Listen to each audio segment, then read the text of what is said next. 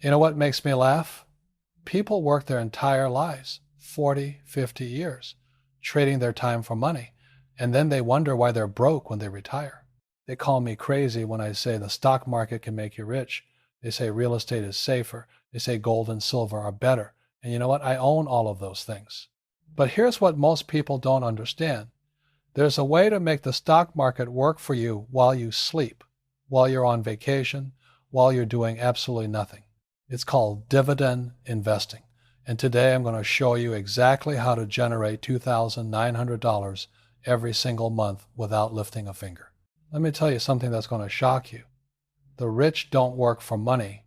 They make money work for them. And one of the fastest ways to do that is through dividends. Now, I know what you're thinking. Robert, you wrote Rich Dad, Poor Dad. You talk about real estate. You talk about starting businesses. You talk about precious metals. Why are you suddenly talking about dividends? Because I'm not stupid. I diversify. And more importantly, I understand something that most people never figure out. There are multiple ways to achieve financial freedom, and dividends are one of the fastest routes to get there. My rich dad taught me something when I was young. He said, Robert, poor people work for money. Middle-class people save money. Rich people invest money. And the smartest rich people make their investments, pay them regularly, predictably, and consistently. That's what dividends do. They pay you for owning a piece of a company. You don't have to manage tenants. You don't have to fix toilets. You don't have to deal with property taxes or insurance or maintenance. You just own the asset, and it pays you. Simple. But here's where it gets interesting. Most people think you need millions of dollars to live off dividends. They think it's only for the ultra wealthy, for people who've already made it. That's garbage. That's a lie the financial industry wants you to believe. So you keep working, keep saving, keep being a good little employee. The truth is, with the right strategy, you can start generating serious dividend income with a fraction of what you think you need. Let me break down exactly what we're talking about here. $2,900 per month. That's $35,000 per year. For a lot of people, that's more than enough to cover their basic expenses. For some, it's enough to retire on, especially if you're willing to live in a lower cost area or you've already paid off your house. For others, it's a supplement that lets them quit a job they hate or pursue a passion that doesn't pay well. The point is, $35,000 a year in passive income changes your life. It gives you options. It gives you freedom. And that's what this is all about. Now, before we dive into the 3 fastest strategies to get there, let me explain what a dividend actually is. Because I've learned over the years that financial education in this country is a joke. They don't teach this stuff in school. They don't want you to know how money really works. When you buy stock in a company, you become a part owner of that company. If that company is profitable, it has a choice. It can reinvest all the profits back into growing the business, or it can share some of those profits with the owners, the shareholders. When a company decides to share its profits with shareholders, that payment is called a dividend. It's your cut of the profits for being an owner. Some companies pay dividends every 3 months. Some pay monthly. Some don't pay at all because they're reinvesting everything into growth. Now, the amount you receive depends on how many shares you own and how much the company decides to pay per share. The more shares you own, the more dividend income you receive. Simple mathematics. Here's where it gets powerful. Let's say you own stock in a company that pays you $1,000 per year in dividends. You can take that $1,000 and spend it, or you can use it to buy more shares of the same company or other dividend-paying stocks. When you reinvest those dividends, you buy more shares, which generate more dividends, which let you buy even more shares. This is called compounding, and it's the secret to building serious wealth. Einstein supposedly called compound interest the most powerful force in the universe. Whether he actually said that or not, the principle is true. Now, dividend yield is a critical concept you need to understand. It's simply the annual dividend payment divided by the stock price, expressed as a percentage. If a stock costs $100 per share and pays $5 per year in dividends, the dividend yield is 5%. This helps you compare different investments and understand how much income you're generating relative to the amount you've invested. Here's the key insight that most people miss. Higher dividend yields aren't always better. Sometimes a super high yield is a red flag that the company is in trouble and might cut its dividend. Other times, a high yield comes from specialized investment vehicles that are designed specifically to generate income. You need to understand what you're buying and why the yield is what it is. This is where financial education becomes crucial. Let me share the 3 fastest strategies to generate $2,900 per month in dividend income. These aren't theories. These aren't hypotheticals. These are real strategies that real people are using right now to create real passive income. Strategy number 1, covered call ETFs. Now, this is going to sound complicated, but stick with me because this is one of the most powerful income-generating strategies available to regular investors today. A covered call ETF is a fund that buys stocks and then sells call options on those stocks to generate extra income. Let me explain what that means in plain English. When you sell a call option, you're giving someone else the right to buy your stock at a specific price by a specific date. In exchange for giving them that right, they pay you a premium. It's like getting paid rent on your stocks. The ETF collects these premiums and distributes them to shareholders as dividends. So you're getting income from 2 sources, the regular dividends from the stocks themselves, plus the option premiums. Now, there's a trade-off. If the stock price rises above the strike price of the option, the ETF has to sell the stock, which means it caps your upside potential. You're essentially trading unlimited upside for steady, predictable income. For someone who wants to live off dividends, that's often a good trade. You don't care about massive capital gains. You care about consistent monthly income. Some of the most popular covered call ETFs include XYLD, QYLD, and JEPI. These funds have been paying yields in the range of 9 to 12%, sometimes even higher. Let's use 11% as a conservative estimate. If you want to generate $35,000 per year at an 11% yield, you need to invest approximately $318,000. That's it. Not $1 million. Not $2 million. About $300,000. Now, I know what you're thinking. Robert, I don't have $300,000 just lying around. Fair enough. But here's the thing. This gives you a target. This tells you exactly what you need to accumulate. And when you know the target, you can create a plan to hit it. Maybe you're 45 years old and you want to retire at 60. You've got 15 years to accumulate $300,000. That's $20,000 per year, or about $1,700 per month. Suddenly, it doesn't seem impossible, does it? And here's what makes covered call ETFs particularly attractive for this strategy. They typically pay monthly dividends. That means every single month, money is hitting your account. You're not waiting quarterly like with most stocks. You're getting paid every month like a paycheck. This is perfect for someone trying to replace their income or supplement their retirement. But I have to be honest with you about the risks, because I'm not here to sell you fairy tales. Covered call ETFs have some downsides. First, because they're selling call options, they capture less of the upside when the stock market is rising strongly. If we're in a raging bull market, a covered call ETF will underperform a regular index fund. Second, the option premium income can vary based on market volatility. When volatility is low, the premiums are smaller, which means the distributions might be lower. Third, in a severe market downturn, these ETFs will still lose value, just like any stock investment. The key is to understand what you're getting into. Covered call ETFs are an income tool, not a growth tool. They're designed for people who want steady cash flow, not maximum appreciation. If that's what you need, they're fantastic. If you're young and still in the accumulation phase, you might want to focus more on growth investments. Strategy number 2, high yield REITs. Now we're talking about something closer to my heart because it involves real estate, but with a twist.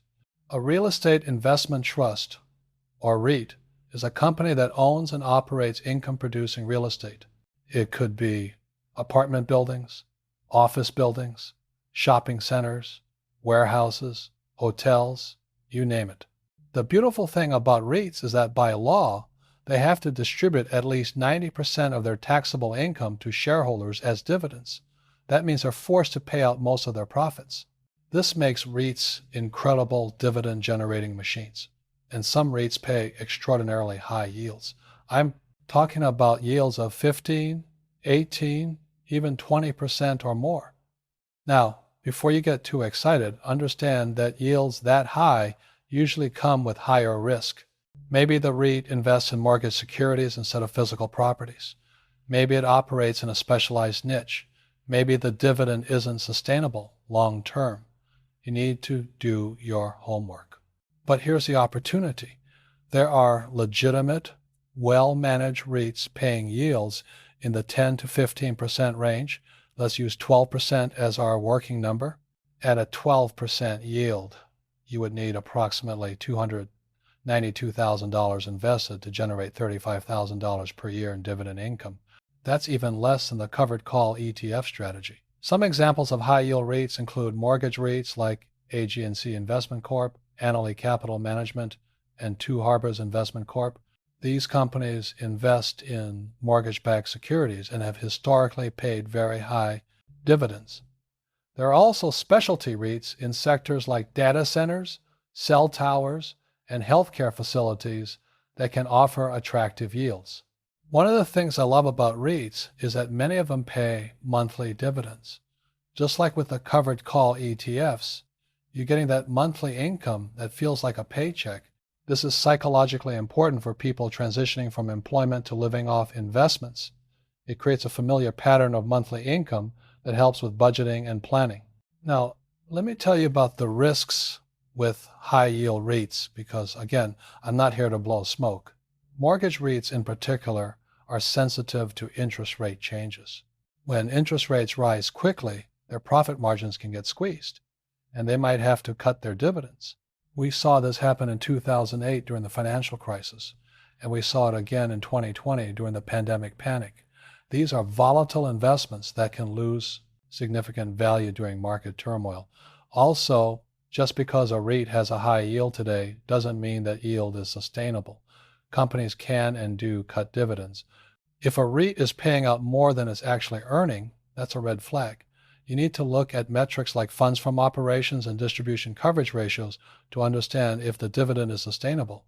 The smart approach with REITs is diversification. Don't put all your money into one high-yield REIT and hope for the best. Spread your investment across multiple REITs in different sectors with different strategies. You might have some mortgage REITs, some residential REITs, some commercial REITs, some specialty REITs. This diversification reduces your risk while still allowing you to capture those high yields. Here's another tip that most people don't think about. You can invest in REIT ETFs or mutual funds that own baskets of REITs. This gives you instant diversification across dozens or even hundreds of real estate investments. The yield might be somewhat lower than picking individual high-yield REITs, maybe in the 4 to 6% range, but the risk is significantly reduced. You have to decide what trade-off makes sense for your situation. Strategy number 3, dividend aristocrats. Now we're getting into blue chip territory, and this is the strategy that the financial establishment actually approves of, which should make you a little suspicious. But there's real value here, so let me explain. Dividend aristocrats are companies in the S&P 500 index that have increased their dividend payments every single year for at least 25 consecutive years. We're talking about companies like Coca-Cola, Johnson & Johnson, Procter & Gamble, 3M, Walmart, McDonald's.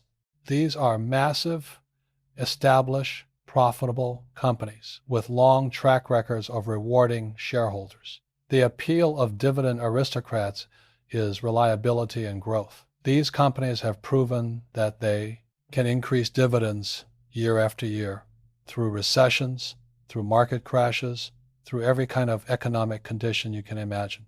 When you're living off dividend income, that reliability matters.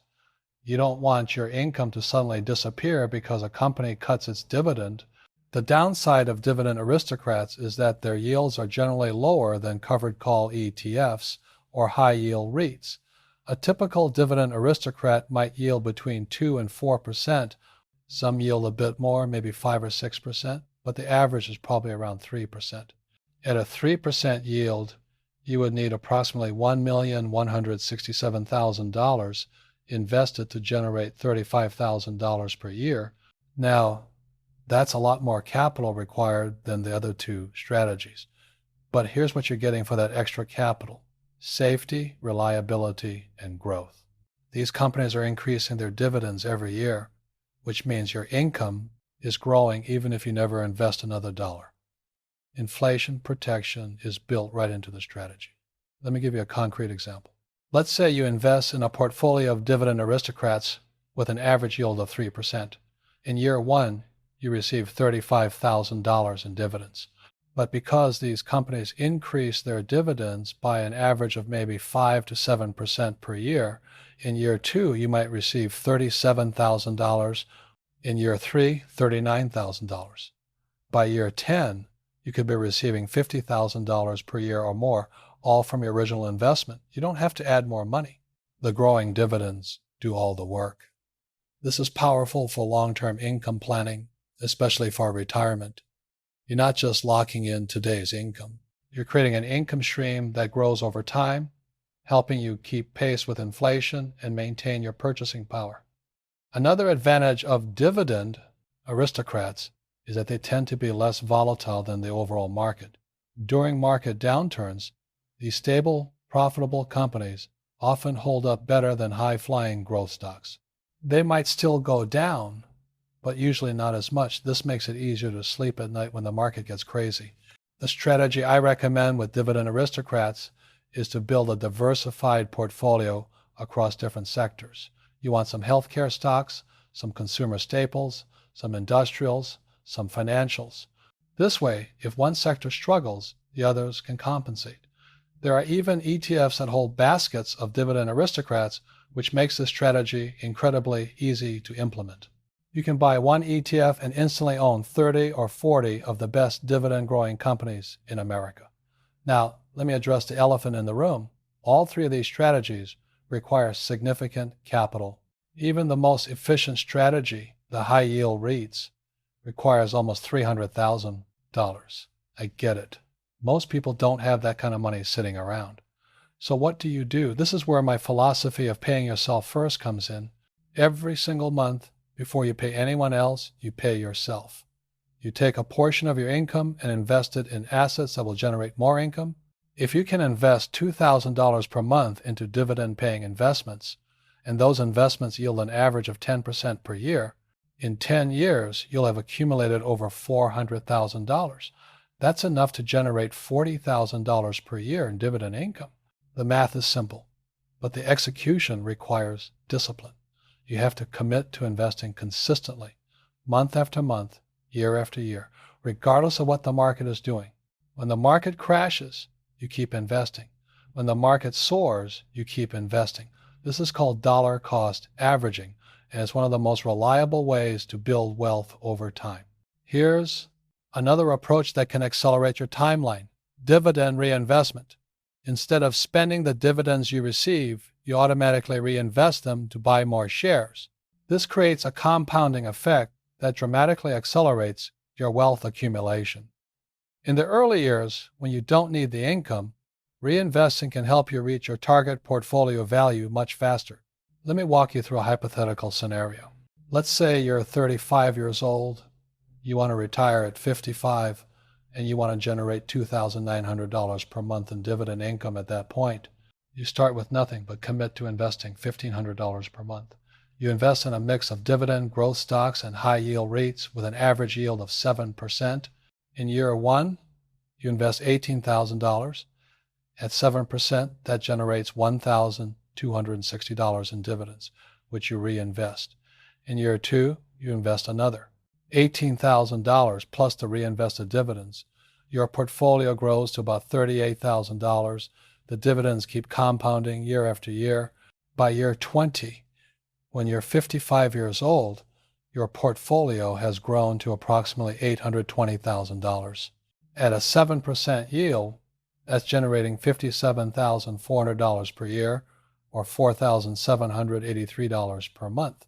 You've blown past your target of $2,900 per month. Now you have options. You can retire early. You can work part-time doing something you love. You can donate more to charity. You can help your kids with college. The point is, you have freedom. This is what financial education gives you. It shows you the path from where you are to where you want to be. Most people never do this math. They just hope things will work out. They trust that Social Security will take care of them or that their pension will be enough. That's insane. You need to know your numbers. You need to have a plan. Let me share something that most financial advisors won't tell you.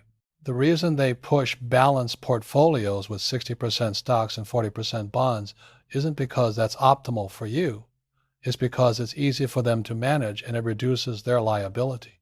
A balanced portfolio for a 30-year-old trying to build wealth is crazy. You should be heavily weighted toward growth and dividend growth investments that will compound over decades. But here's what's even crazier. Most financial advisors get paid based on the assets they manage. They have zero incentive to help you achieve financial independence quickly. Think about it. If you become financially independent and withdraw your money to live off dividends, they lose their fee income. Their business model depends on you staying dependent on them for as long as possible. I'm not saying all advisors are bad, but you need to understand their incentives. This is why financial education is so critical. When you understand how dividends work, when you understand yield and compounding and tax efficiency, you don't need someone else to manage your money. You can do it yourself. You can buy low-cost index funds and ETFs. You can build a diversified portfolio of dividend-paying stocks and REITs. You can save thousands of dollars per year in management fees that would otherwise go to an advisor. Let's talk about taxes for a minute because this matters when you're living off dividend income. In the United States, qualified dividends are taxed at lower rates than ordinary income. If you're in the 15% tax bracket or lower, you pay 0% tax on qualified dividends. Zero. If you're in a higher bracket, you pay 15% or 20%, which is still much lower than ordinary income tax rates. This means dividend income is more tax efficient than wages or interest income. If you structure your retirement right, you could be generating $35,000 per year in dividend income and paying very little tax on it. This is legal tax planning, and it's something the wealthy have been doing forever. Another tax strategy is to hold your dividend investments in tax-advantaged accounts like Roth IRAs or Roth 401k plans. With a Roth account, you pay taxes on the money when you put it in, but then all the growth and all the dividends are completely tax-free forever. Imagine generating $35,000 per year in a Roth IRA and paying zero taxes on it. That's the power of smart tax planning combined with dividend investing. Now, I want to address a question I get all the time. Robert, should I focus on high yield or dividend growth? The answer depends on where you are in life. If you're young and still accumulating wealth, dividend growth is usually better. You want companies that are increasing their dividends every year, even if the current yield is lower. The compounding effect of growing dividends over 20 or 30 years is extraordinary. If you're near retirement or already retired and you need income now, high yield becomes more attractive. You don't have 30 years to wait for dividends to grow. You need cash flow today to pay your bills.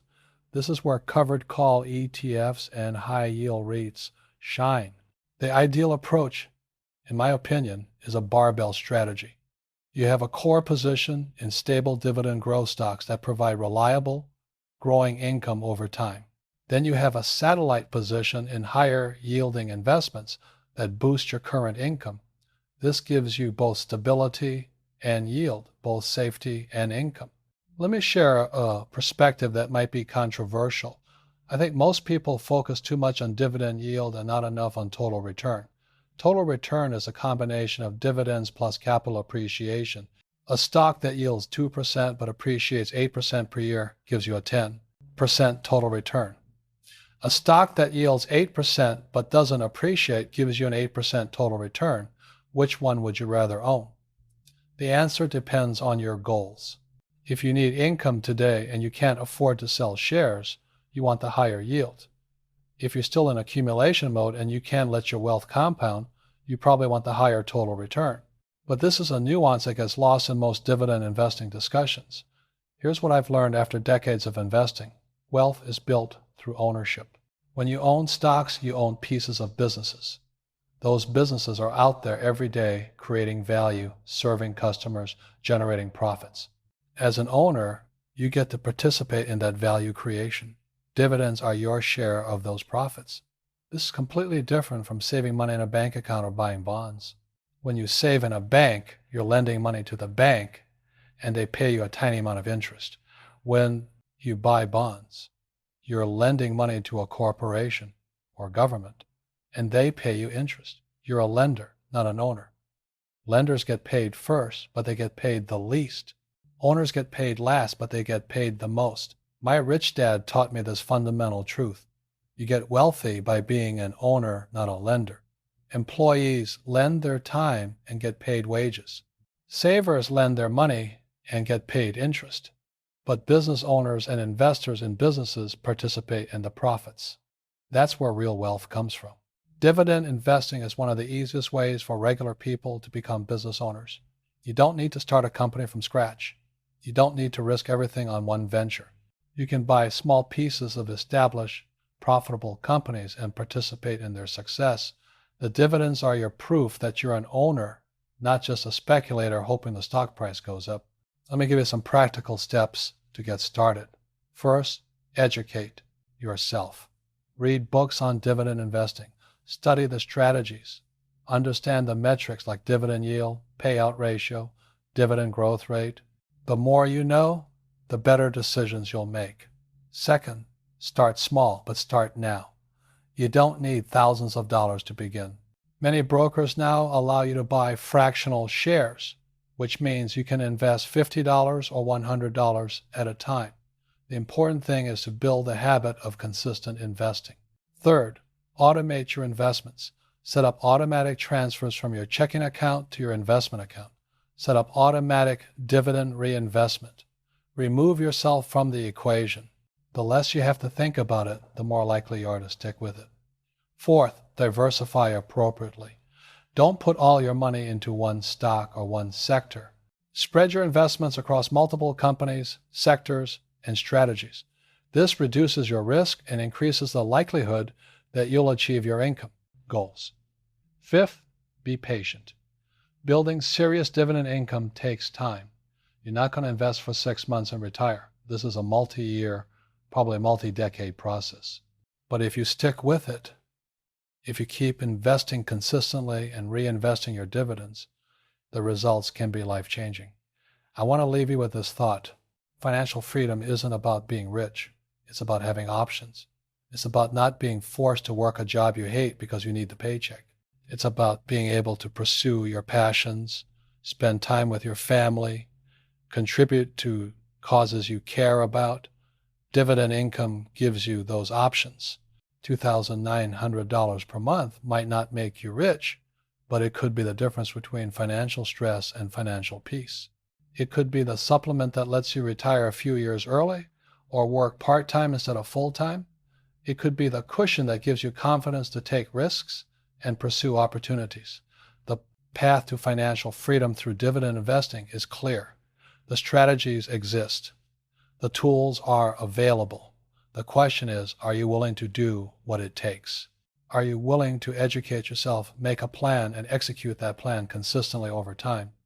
Most people aren't. They'll watch this video, nod their heads, and then do nothing. They'll go back to their jobs, collect their paychecks, and hope things somehow work out. But you can be different. You can take action. You can start building your dividend income portfolio today. 5 years from now, 10 years from now, 20 years from now, you'll look back and thank yourself for making this decision. The future version of you, the one living off dividend income with financial freedom and options, that person is counting on the current version of you to take action. The fastest way to live off dividends is to start now and stay consistent. Choose your strategy, make your plan, take action. Your financial freedom is waiting.